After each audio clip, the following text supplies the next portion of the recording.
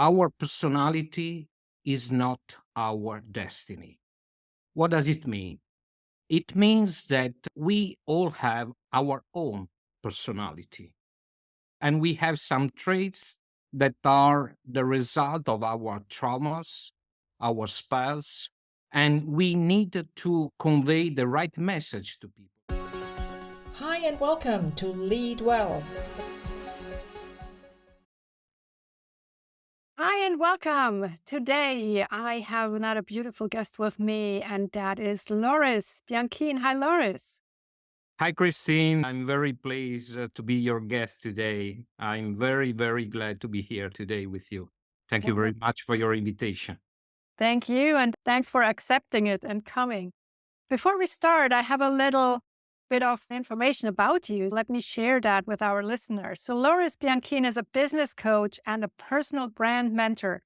He's specialized in communication, leadership, and sales. He integrates more than 20 years of experience in the corporate world, combined with extensive insights in neuroscience, NLP, and communication science. And with that, he helps potential leaders overcome imposter syndrome and step into their own confidence so that they can reach their potential at extraordinary levels. Loris' background in engineering has led to him developing a unique coaching process where the engineering systematic approach allows him to pinpoint the specific problems and systems that get people to develop the ability to perform at a high level. Wow. And then you also have a podcast that's called Be Your Brand. And to be honest, I always had that question in my mind. So what do you mean when you say be your brand? What is actually this brand? What is the Yeah, brand that I yeah. should build it? Well, there are many definitions for being your brand or personal branding in general. Since Tom Peters' first definition, the brand called you, or to Jeff Bezos, the brand is what people say when you leave the room. Mm. Okay. At the end of the day, your personal brand is the impression and the feeling that you create in people, is your reputation in front of the world. And in my opinion, it is also how you make people feel, is the feeling that you transfer, the values that you convey to people that are in front of you in a meeting, a room, in your personal life. That's in general the definition of personal branding.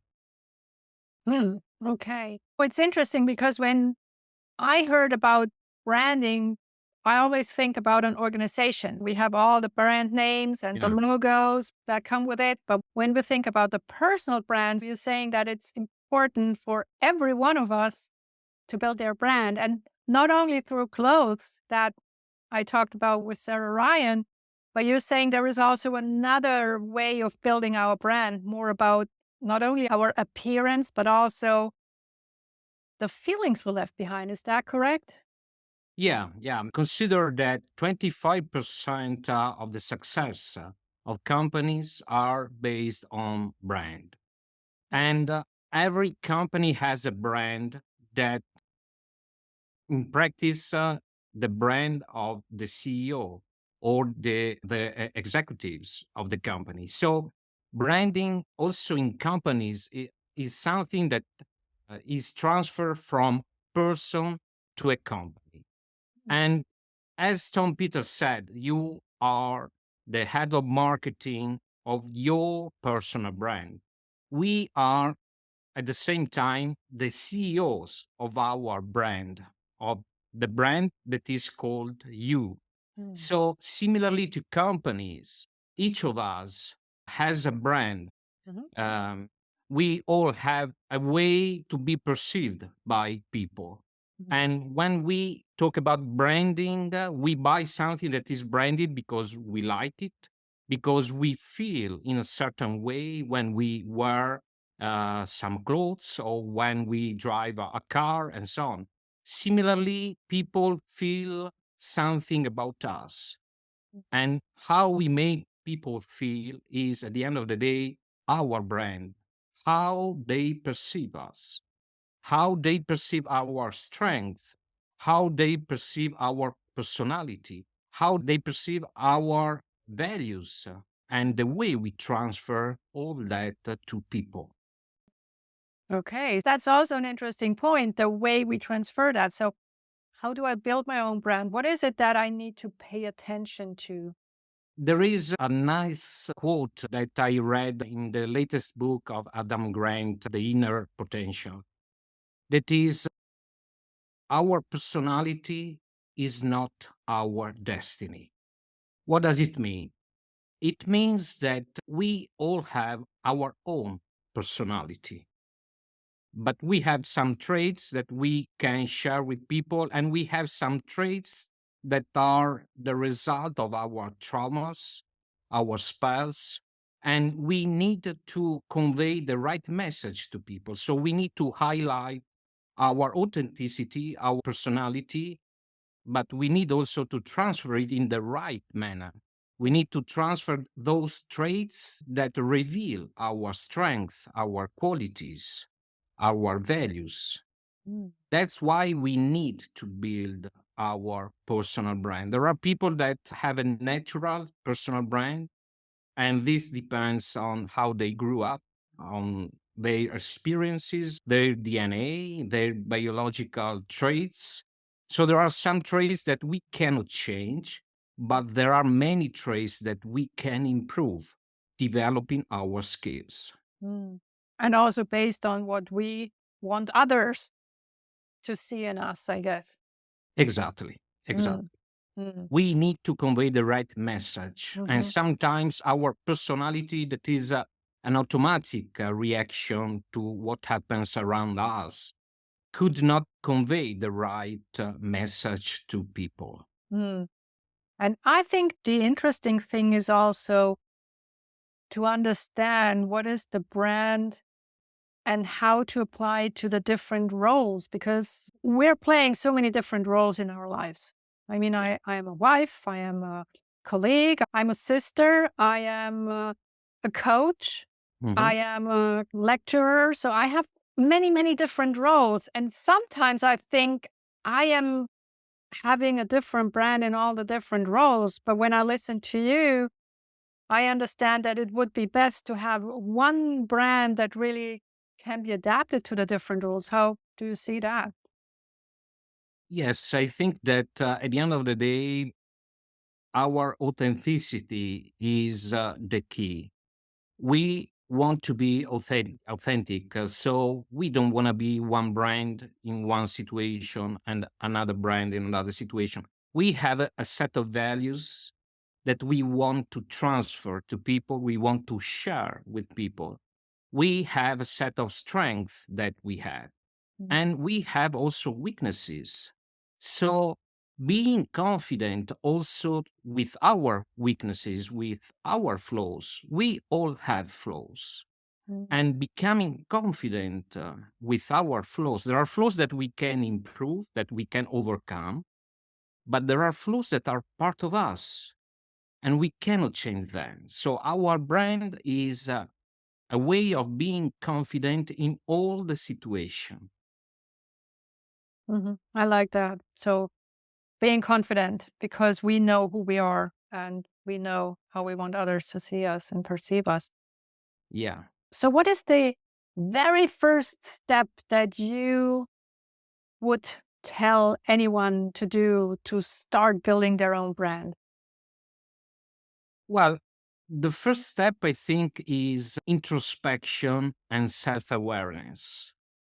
Introspection means we need to look inside ourselves. We need to look at our feelings, our emotions, how we are, how we behave. We need to be aware about the person that we are.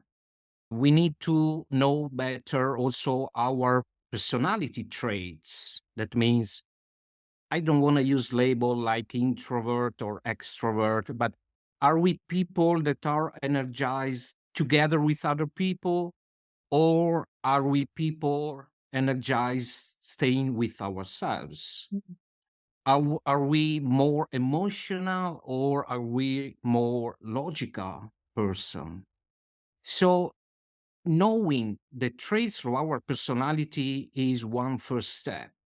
Then we need to dig into ourselves and see which are our values, what is important to us, what are our strengths, what are our weaknesses. So introspection and self-awareness is the starting point.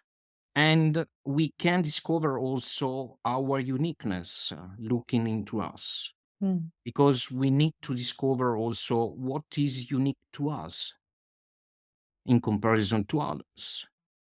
What is that make us different from Mm. other people? Mhm. And what is those traits that we want to highlight to the world? Mhm. Mhm. This is the first step. Mhm. So a very honest self-discovery. Yeah, Mm. self-discovery. And the other point, very important, is cultivating feedback, because we can look into us, but we need also to have feedback from people. So, in whatever situation we find ourselves different from what we want to be, we need to take into consideration the feedback that we have from people. So, if someone tell us that they didn't like what we said, instead of becoming upset, we should evaluate what was wrong, what was the message that I want to deliver and that was delivered in the wrong manner, Mm. and create that emotion in that person. Mm. Yeah. So appreciate feedback from people in order to get better and understand better ourselves and the way that we convey our message to the world. Mm. This is another point. Yeah. And sometimes it's really hard to take that feedback, but Yeah. it's great to learn how to do it. So I bet a lot of what you're now sharing with others, you learned that through your role as being a sales manager, because I guess you have a lot of interaction there. So what would Yeah. you say that's particularly important for someone in a sales role? Or what is it that you learn from your sales role that is important for everyone? I think that the most important thing is that people need to trust you. When people trust you, you can have a better communication. You can share all the information, issues, you can discuss everything, especially with customers. And in order to gain the trust of your customers, you need to be transparent, honest, and you need to avoid to hide anything. Mm. So especially during COVID period, in which there was really a big mess in the market, I always share the reality. We were discussing about problems openly, but there is one sentence that I used a lot of times. I will take care of this for you. I will take care of you. People want to be listened. So the other practice of emotional intelligence is a milestone in developing your personal brand. Mm. Understanding your emotions, but understanding also people emotions is key in order to establish a, a trusted communication. Mhm. Mhm. Wow. So it's all about trust and build that trust because you are your brand. You are not, as you said, you're not hiding anything. You're genuinely interested in the other person, I hear. Yeah. They need to know that they can count on you. Mhm. They are in good hands at the end of the day, and you won't leave them alone. Mm. And what happens if someone does not have a brand? Do you have any experience with that? Anyone else that you have observed?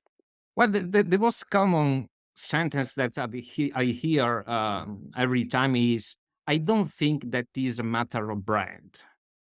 Mm. I don't think that the problem is the way I dress or the way I communicate. So I think that the personal branding is one of the key skills that all the people need to develop, even if they don't believe that they need a personal brand. Also, in personal life, I mean, in your relationship, if you have a personality in which you try to please everyone, Mhm. you will have some issues in your relationships because you cannot please everyone. Mhm. And it means that you don't have a personal brand. You are always saying yes to everyone. Oh, wow. But having a personal brand also in your personal life means to establish boundaries, to be assertive in some situations, and to say no in other situations. Well, That's why the personal brand is not something related to companies, to career, to managers, but is related to every individual. mm, wow, that's interesting. Yeah. And then in your bio, you also mentioned the imposter syndrome. How does that relate to the brand? Yes, the imposter syndrome is something that grabbed my attention because I met many managers and many professionals that were not feeling confident enough about their potential. Mhm. And they were always saying, I don't think that I have the skills for that position. I don't think that I'm good speaking in public. So the imposter syndrome, I think, is something that is needed if you want to get better. Because if you are overconfident, obviously, you are not putting yourself under discussion. Mhm. You are overconfident, and so you say, I can do everything. I am the most expert in the room. I know everything. On the other side, an excess of imposter syndrome can limit your potential, your career, your relationships, and your results as well, and influence also your decisions.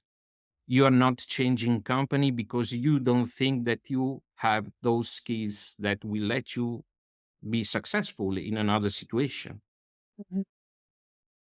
So imposter syndrome is something that is needed at certain level, but not too much. If you want Mhm. to succeed in your career, but also if you want to succeed in your personal life. Mm.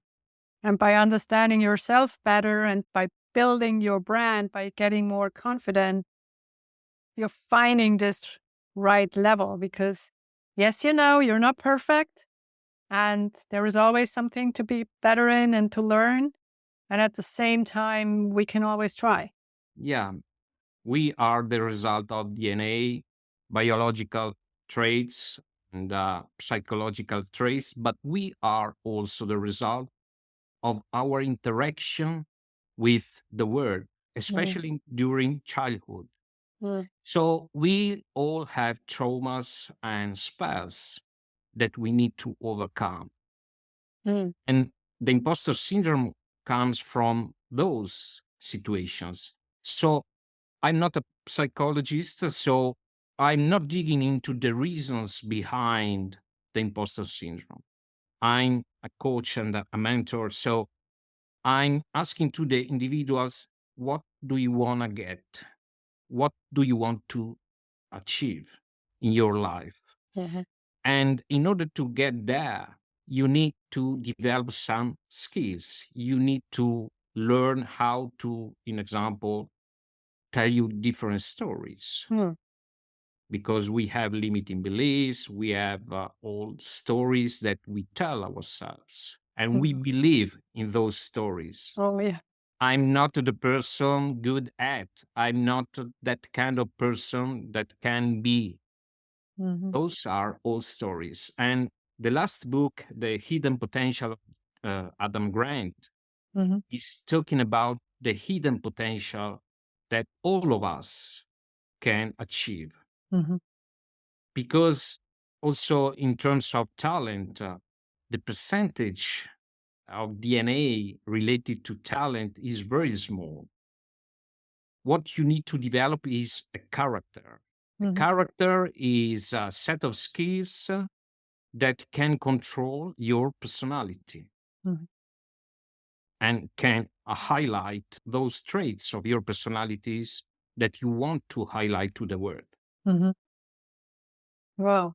And it's great news because you're saying we're not dependent on how we're born, but we can always improve. And I guess now that we understand the neuroplasticity of the brain, that we can really develop until old age, never too late.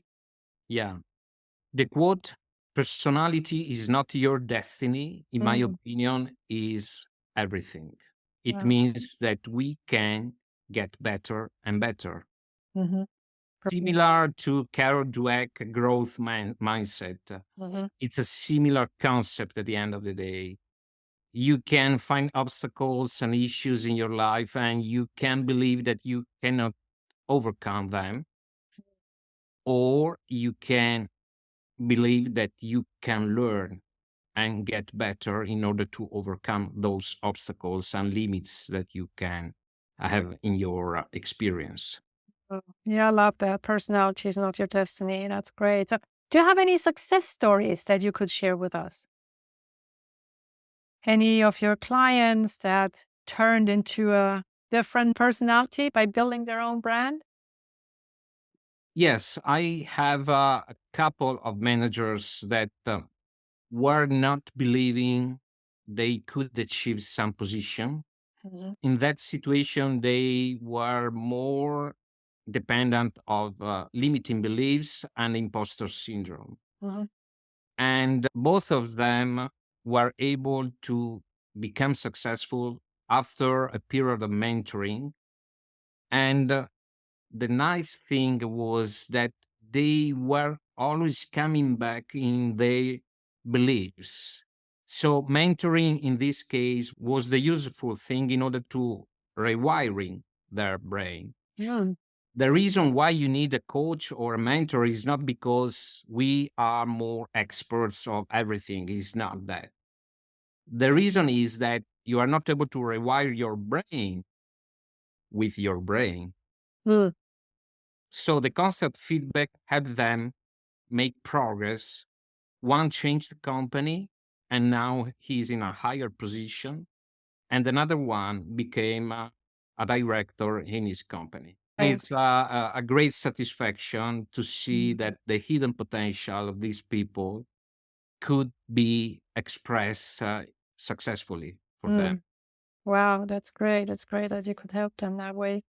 That's fantastic. So many great insights.